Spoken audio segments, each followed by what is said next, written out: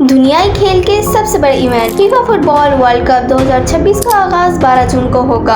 امریکہ، Mexico اور Canada کی مشترکہ میزبانی میں ہونے والا یہ ٹورنامنٹ پہلا فٹ بال ورلڈ کپ ہے جس میں 48 ٹیمیں شامل کی گئی ہیں۔ ٹورنامنٹ میں شریک 48 ٹیموں کو 12 گروپس میں تقسیم کیا گیا ہے اور ہر گروپ 4 ٹیموں پر مشتمل ہے، جبکہ مجموعی طور پر 104 میچز کھیلے جائیں گے۔ متعدد بہترین ٹیمیں فٹ بال کے سب سے بڑے اعزاز کے حصول کے لیے میدان میں اتریں گی، اس لیے 2026 کے ورلڈ کپ کی فاتح ٹیم کا اندازہ لگانا بہت مشکل ہے۔ زیادہ ٹیموں کی موجودگی کے باعث کسی بھی پیش گوئی یقینی قرار نہیں دیا جا سکتا۔ تاہم آپٹا سپر کمپیوٹر نے اپنی پیش گوئی جاری کر دی ہے۔ اس بار کون سی ٹیم ورلڈ کپ ٹرافی جیت سکتی ہے؟ آپٹا سپر کمپیوٹر بنیادی طور پر کوئی روایتی فزیکل کمپیوٹر نہیں بلکہ ٹیکنالوجی پر مبنی AI مصنوعی ذہانت ایک ماڈل ہے جو کھیلوں کے یونٹس کی پیش گوئی کے لیے استعمال کیا جاتا ہے۔ یہ ماڈل دستیاب ڈیٹا کی بنیاد پر کسی بھی ٹورنامنٹ کو 10,000 سے زائد مرتبہ ڈیجیٹل طور پر سیمولیٹ کرتا ہے، پھر اندازہ لگاتا ہے کہ کس ٹیم کے ٹورنامنٹ جیتنے، فائنل تک پہنچنے یا میچ میں کامیابی حاصل کرنے کتنے فیصد امکانات ہیں۔ سپر کمپیوٹر نے 10,000 سیمولیشنز کی بنیاد پر پیش گوئی کی ہے کہ